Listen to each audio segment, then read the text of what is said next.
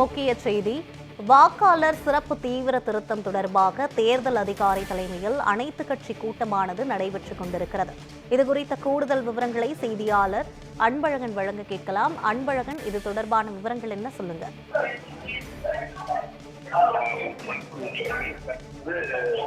தலைமை அதிகாரி அங்கீகரிக்கப்பட்ட அனைத்து கட்சி கூட்டம் தலைமை செயலகத்தில் தற்போது தொடங்கியுள்ளது.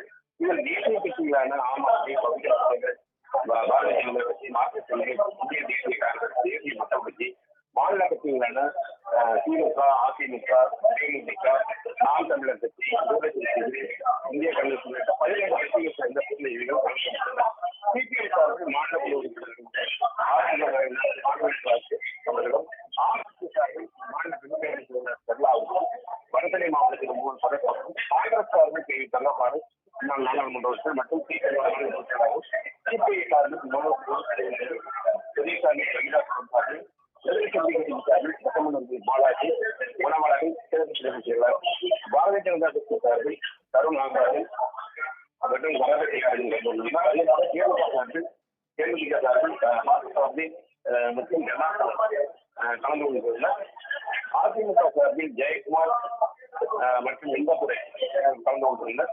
தேசிய மக்கள் கட்சி சார்பில் கார்த்திக் ஸ்ரீனிவாசனும், நாம் தமிழர் கட்சி சார்பில் கிருஷ்ணன் மற்றும் சுஜில்குமாரும், திமுக சார்பில் ஆர் பாரதி, என்ஆர் இளங்கோ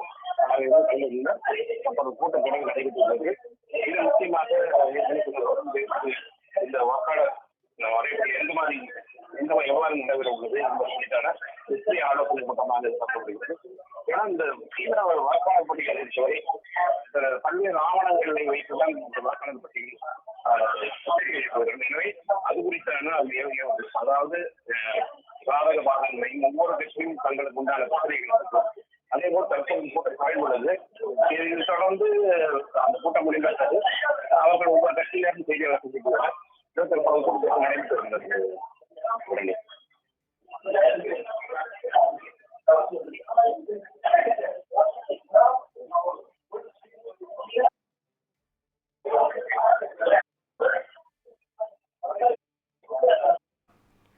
விவரங்களுக்கு நன்றி அன்பழகன்.